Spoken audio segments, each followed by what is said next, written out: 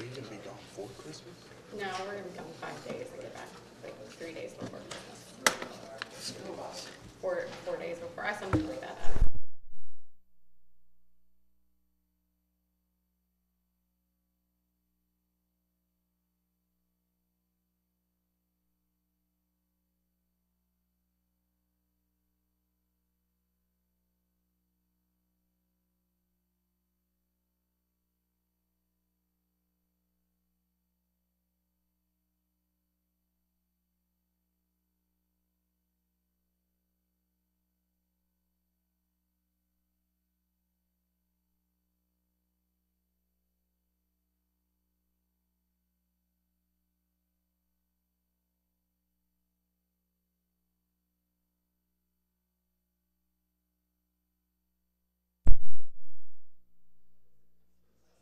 Welcome.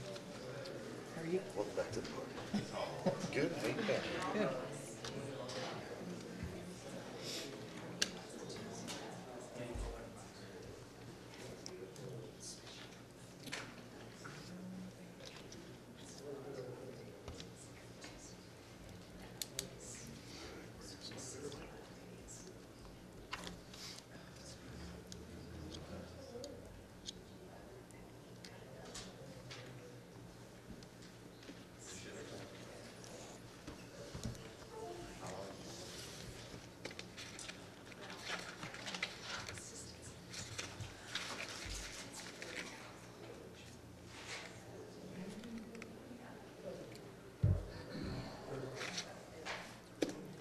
Would you call the roll, please?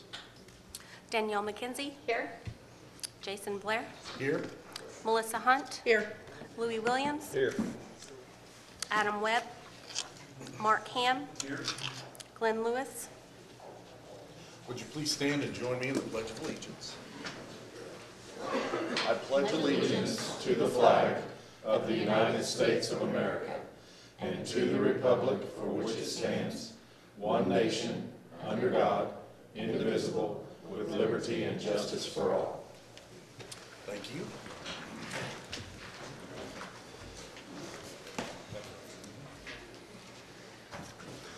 Item 2 is the consent docket.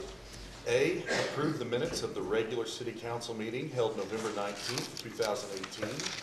B, accept a 17-foot roadway and utility easement located in the southwest quarter of Section 36, Township 10 North, Range 3 West, being north of Indian Hills Road and east of Eastern Avenue. C, approve and ratify claims and expenditures for FY 2018-2019 in the amount of $2,235,164.87. Move to approve. Thank you. Second. Thank you.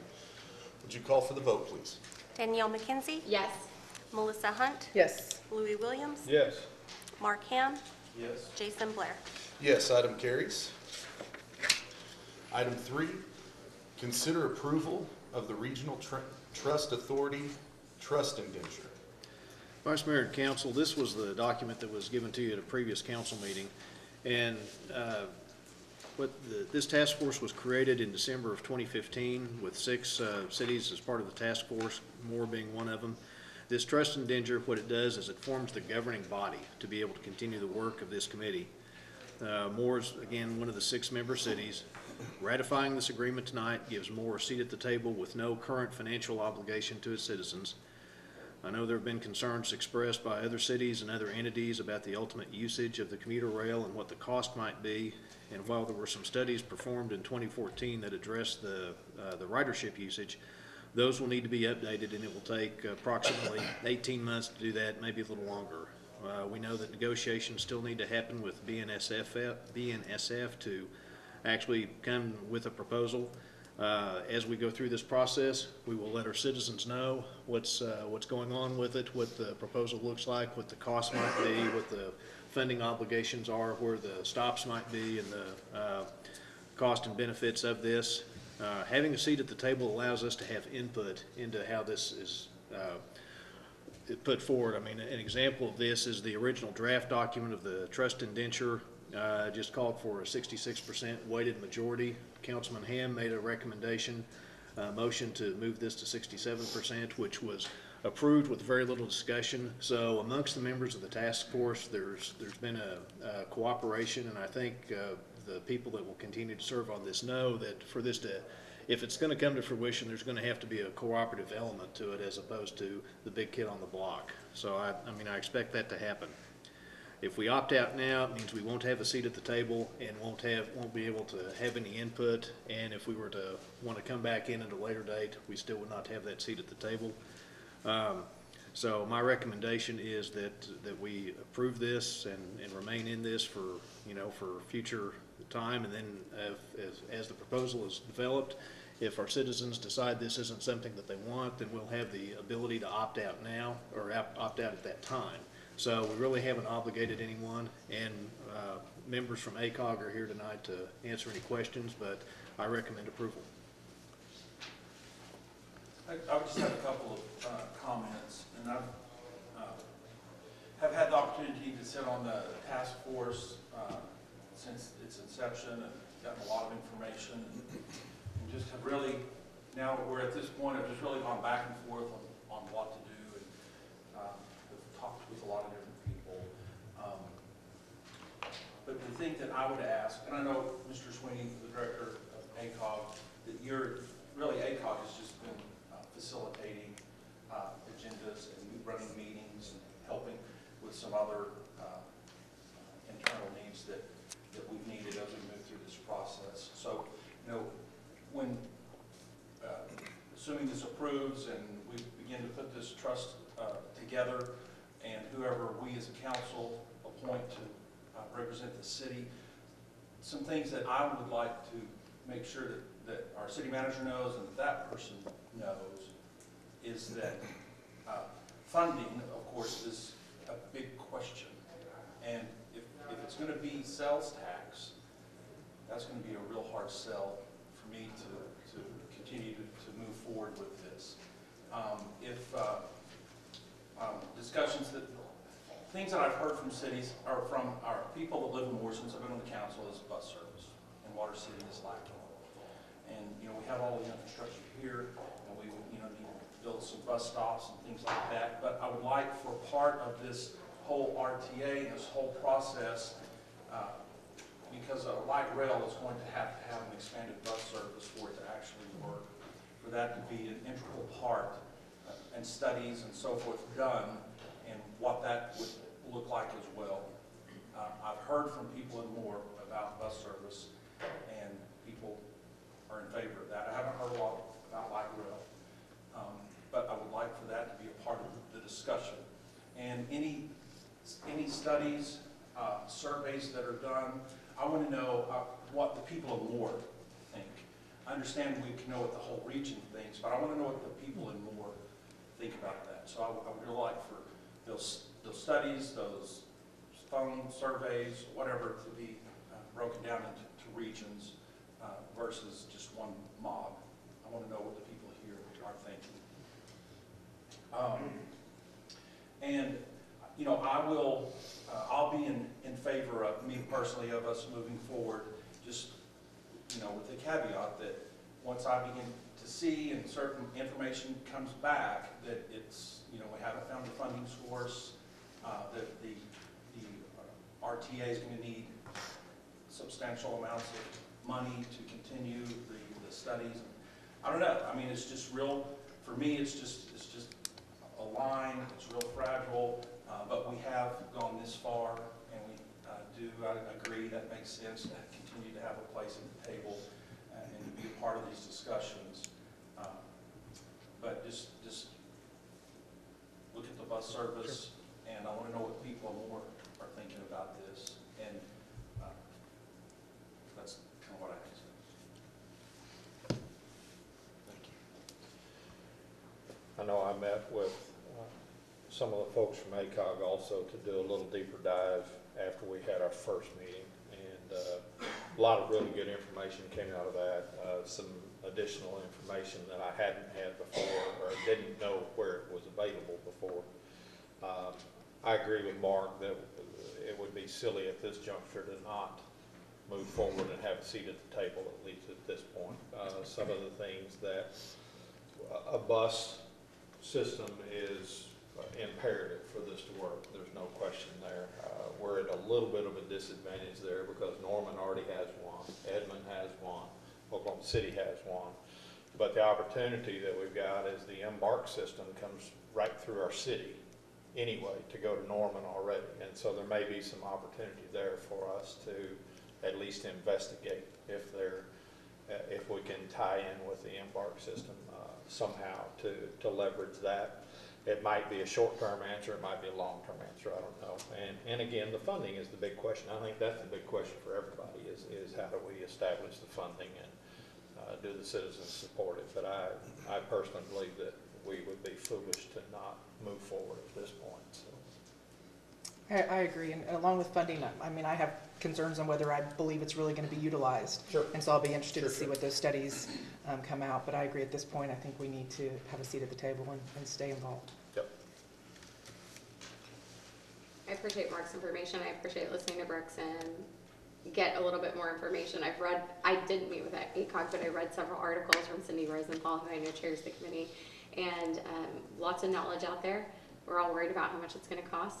I would also be curious about, on the study, maybe different demographics and age, what they think about this, because I know that the railroad is sometimes slow to move, which may be shocking, but when I read this and started thinking about it, I'm thinking that this is something that maybe, our children would be using, the next generation, that it could be 10 to 15 years even, and realistically. And we're talking about people who aren't voting right now. So I'm just kind of curious to see what it looks like across the board.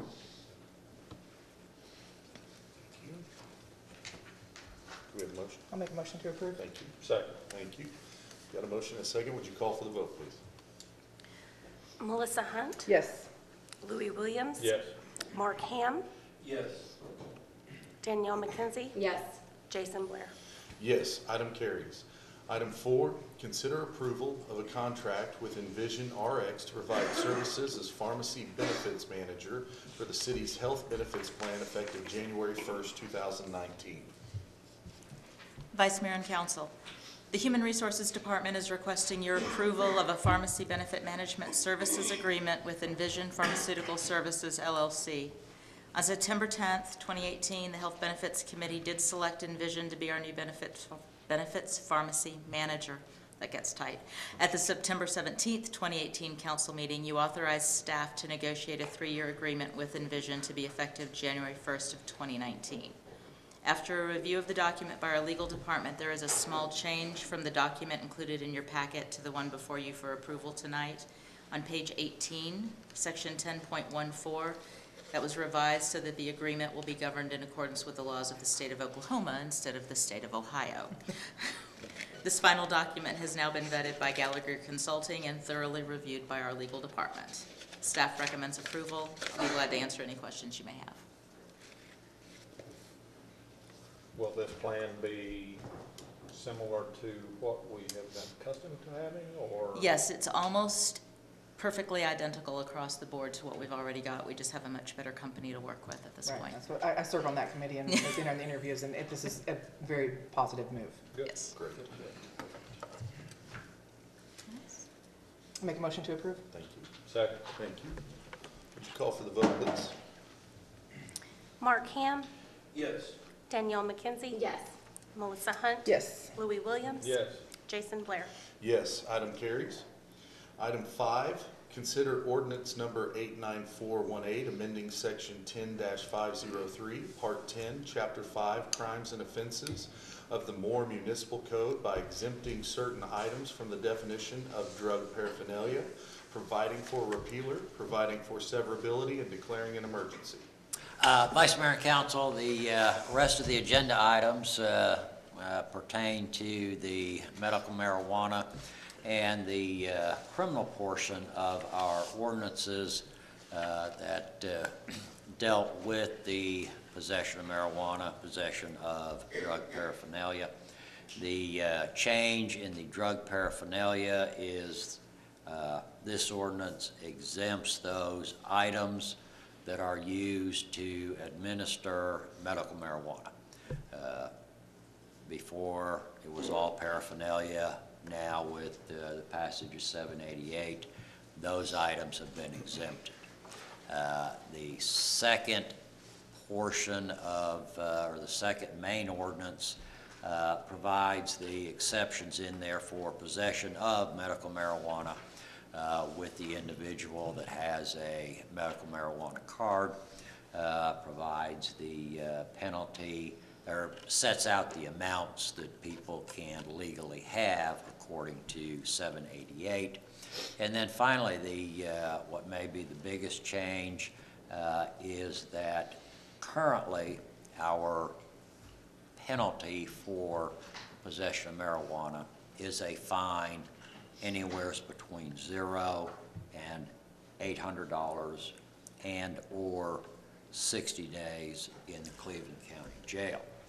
The new ordinance that you have changes that penalty to a maximum of an $800 fine with no jail time. By removing that jail time, it can become, with officers' discretion and amounts and things that are going on, it can become a cite and release type of an offense, which of course will keep our officers on the street more, as opposed to possibly 2 to 3 hours doing paperwork and booking a defendant into the Cleveland County Jail. I've been here 27 years. Penalty has pretty much always been the same, and I don't think we have ever put anybody in jail upon conviction for possession of marijuana, even though that was available. Interesting. Any questions? This is just slightly tongue-in-cheek, but will our officers carry scales? I'm sorry, I missed the question.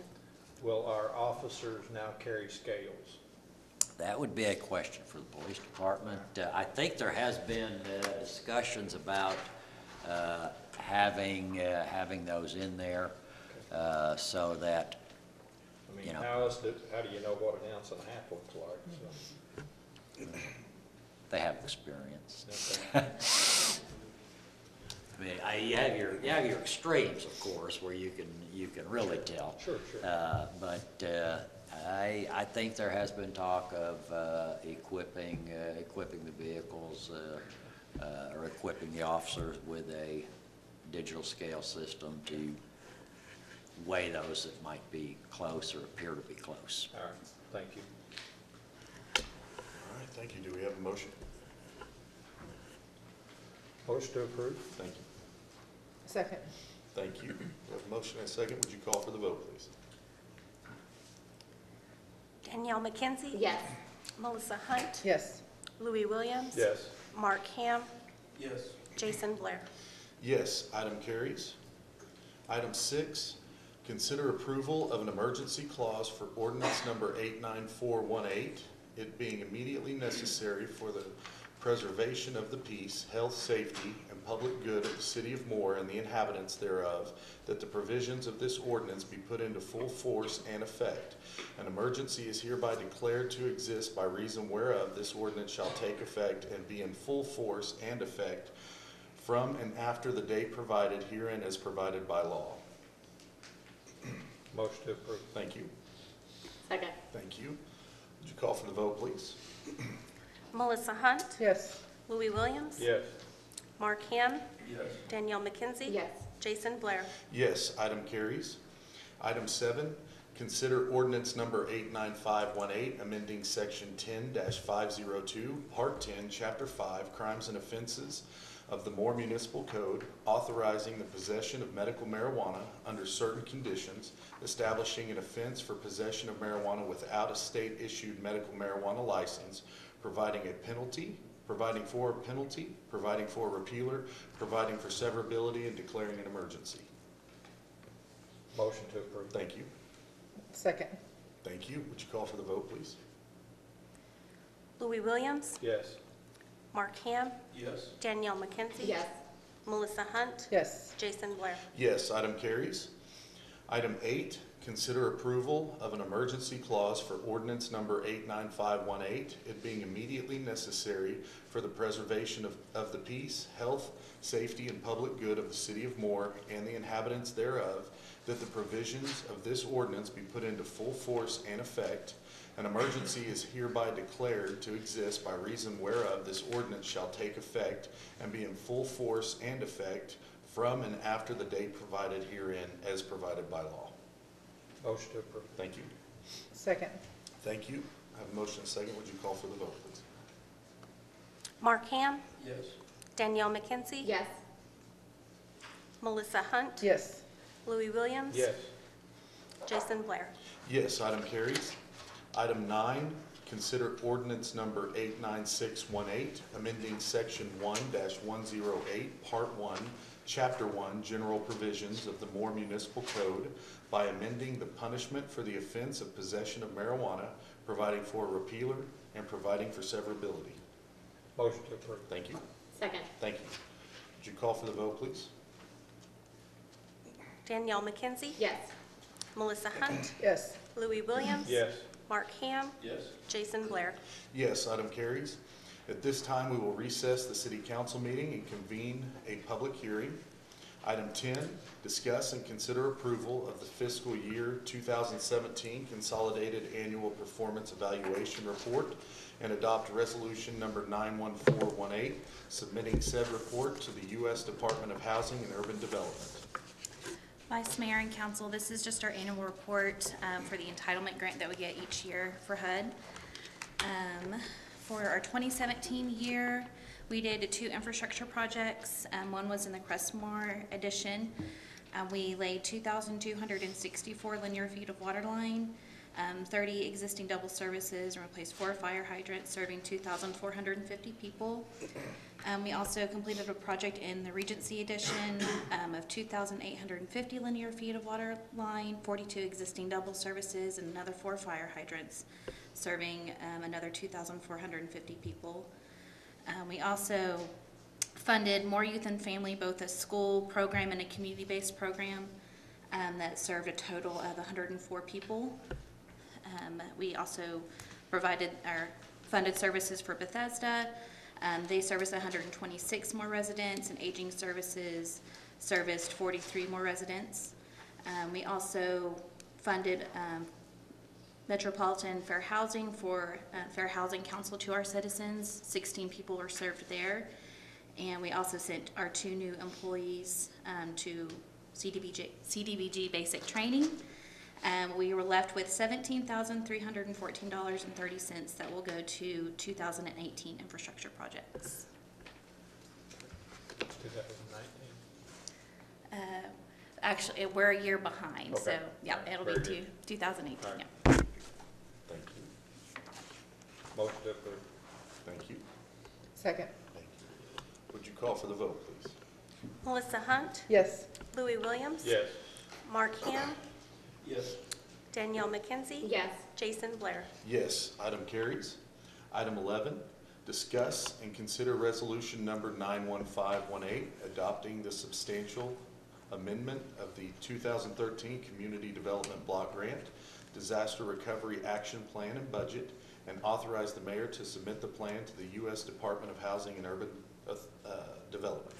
All right, Vice Mayor and Council, a substantial is required for the Disaster Recovery Action Plan.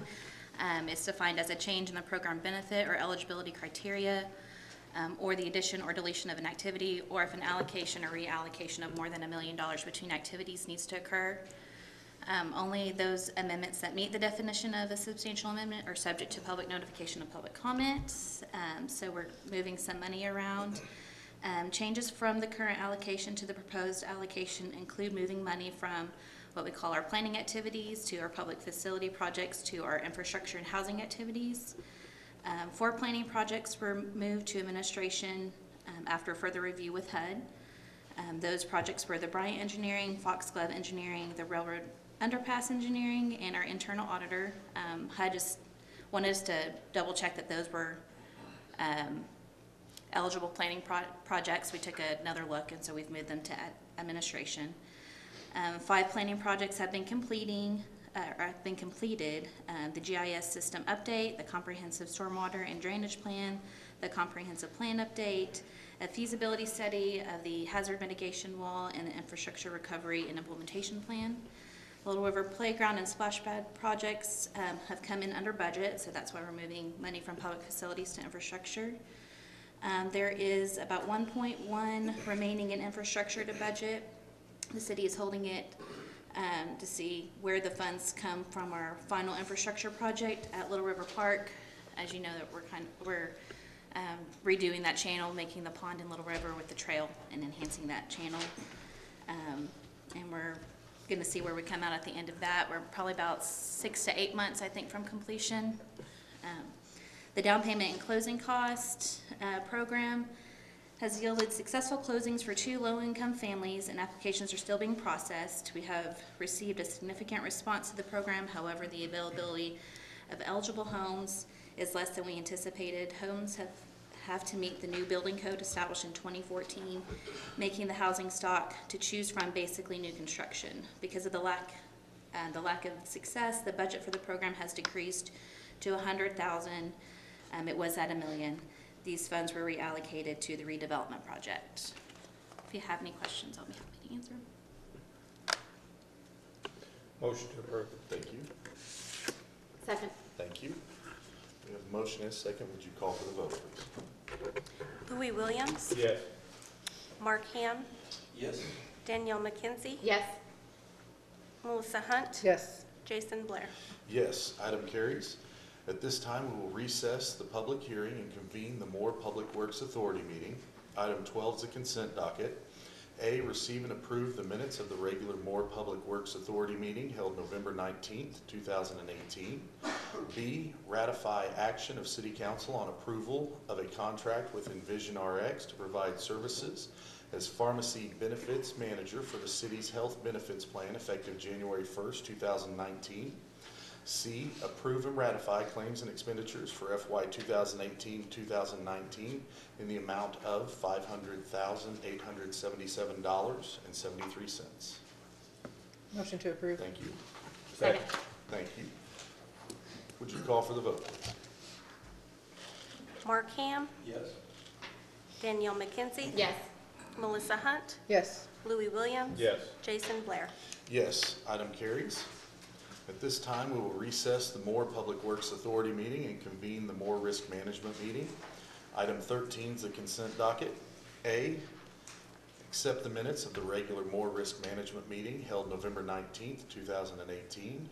B, approve payments of a workers' compensation settlement in the amount of $13,566 for CBR claim number 205-00000651 to Rodney Tompkins and authorize placement on the ad valorem tax roll.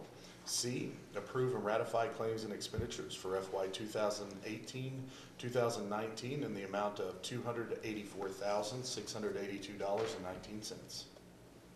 Motion to approve. Thank you. Second. Thank you. We have a motion and a second. Would you call for the vote, please? Danielle McKenzie, Yes. Melissa Hunt, Yes. Louis Williams, Yes. Mark Ham, Yes. Jason Blair. Yes, item carries. At this time, we will recess the Moore Risk Management meeting and reconvene the City Council meeting. Item 14 is new business. A is citizens forum for items not on the agenda. We do not have anybody signed up. Is there anyone here this evening who'd like to speak? Okay, thank you. B is items from the City Council or trustees.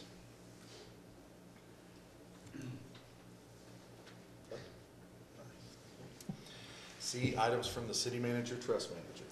Vice Mayor and Council, just a couple of things. You've been given your copies of the annual audit for fiscal year end June 30, 2018. Our auditor will be here at the next council meeting to present the audit and answer any questions. If you have any other questions in the meantime or would like to discuss them more in depth, please contact me and I'll get that set up. And then I'd like to congratulate Betty Kane and her staff for all their hard work on being able to get this done, because we got this done a lot quicker than we have in the last couple of years. And then went to the Christmas parade last Saturday. Tell you what, it's a good thing that guy's gone, you know? So much better. Christmas parade we had last Saturday night, a great night for it, was well attended, everybody seemed to have a good time, so, another good event in the city of Moore, and that's it. Thank you. I actually do want to remind everybody that there's a public forum for Old Town this Thursday night at 6:30 at Central Park, at the station. So, it'll be back in that meeting room. Perfect. Thank you. Anyone else? Okay. Item 15 is executive session. Section 307, Title 25, Oklahoma statutes permits the public body to meet in executive session for certain specified reasons under certain specified conditions. It is the opinion of the city attorney that the city council may consider and adopt a motion to meet in executive session to discuss the following items. A, discuss, consider, and if deemed appropriate, take action to join pending litigation against opioid manufacturers, distributors, and other potential defendants that are responsible for the opioid epidemic, and authorization for legal counsel and staff to take action as necessary and appropriate in the interest of the city of Moore as authorized by 25 Oklahoma Statute 307B4. Do we have a motion to Make a convene? motion to convene to executive session. Thank you. Second. Thank you. Would you call for the vote, please? Melissa Hunt. Yes. Louis Williams. Yes. Mark Ham. Yes. Danielle McKenzie. Yes. Jason Blair. Yes, we will convene to executive session.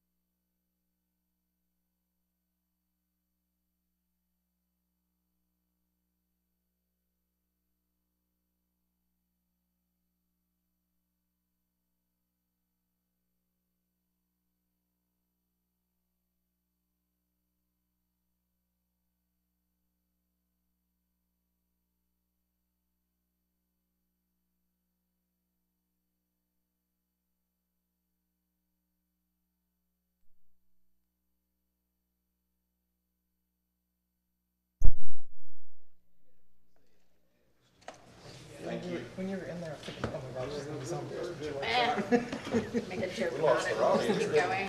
Oh, yeah. He finally kicked off. Oh, yeah.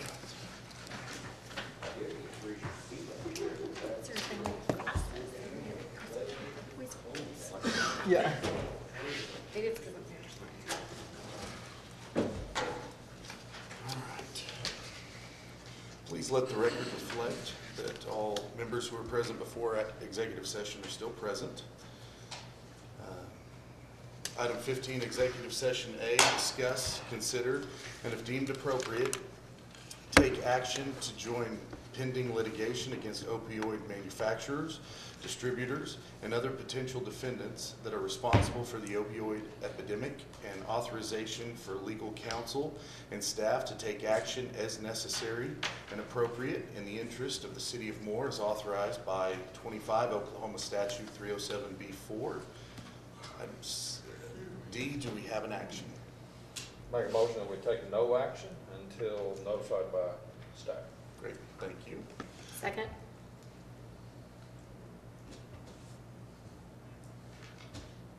Okay, would you call for the vote, please? Danielle McKenzie, Yes. Melissa Hunt, Yes. Louis Williams. Yes. Mark Ham, Yes. Jason Blair. Yes, item carries. Item 16 is adjournment. So moved. Second.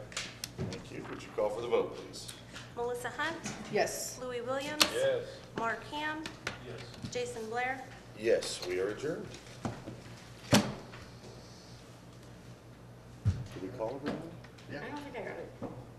I want to adjourn too, just in case. Did they I was call? missed. I think I was missed. Did I miss you? I'm sorry. I thought I missed somebody, sorry. We are not adjourned yet. Are you good? We got it. We're adjourned. You have to stay here. You have to stay here. I would